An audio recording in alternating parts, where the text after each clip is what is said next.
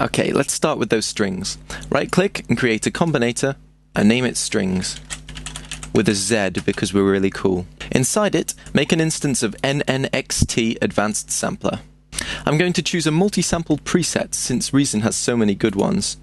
The strings all sample, which we can find in the strings folder, is suitably epic. Now I'll just add in some notes to work with. I'll explain about these notes later. Okay, let's take a listen to those notes then. That's pretty cool, but the sound could do with filling out a bit more. So, I'm going to thicken it up with right-click, create a UN16 unison unit. Try saying that 3 times fast. Now, make sure the voice count is on 16, keep it detuned a little bit, maybe a little bit more, and make sure it's fully wet. What this is doing is something similar to when you use the multi-oscillator in Thor and detune it.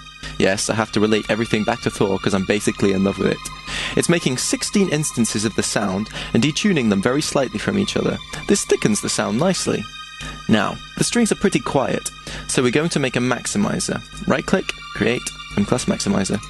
Hit the 4 milliseconds look ahead to brick wall it, and then turn the input gain right up to full.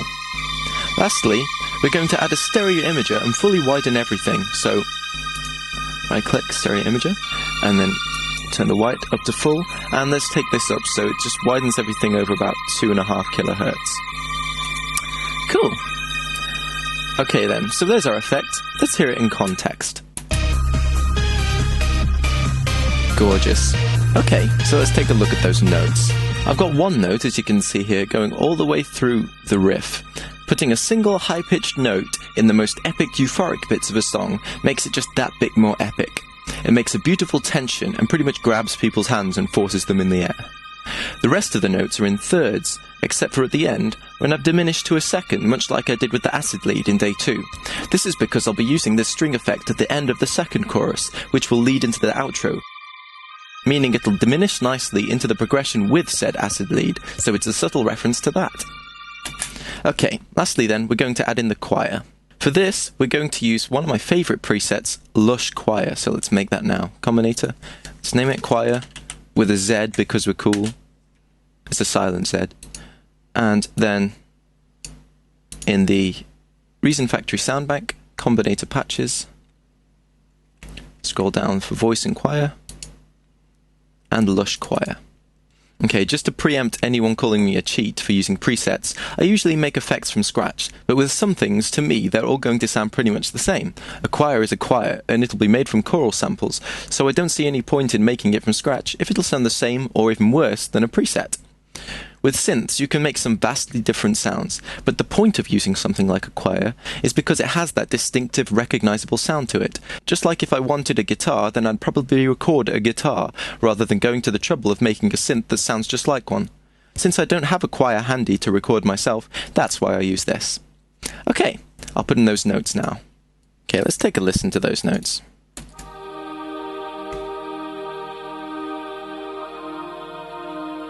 Pretty, right? The first thing to mention is that I have a 2-octave spread here, which makes things sound bigger. I have a single note in each octave there, going through the whole progression, which gives a nice point at which to make pretty chords with, and dissonance, which adds a similar tension I was talking about with the strings. When this third note kicks in, for example, there's a gorgeous dissonance, and it's so pretty.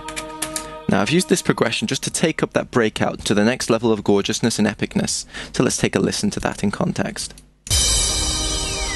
Sweet. So there you have it. Some effects that add more subtle professionalism than Mark Zuckerberg's web designers, a whooshy noise that pans more than an early 1850s Californian prospector, and some choir and strings that I couldn't be bothered to make from scratch, so I just used presets for. That big speech I made earlier. Tune in for day 6, when I'll be showing you how to take all these individual parts and arrange the trance song, as well as explaining a bit about how to put together an epic build-up. See you tomorrow, guys!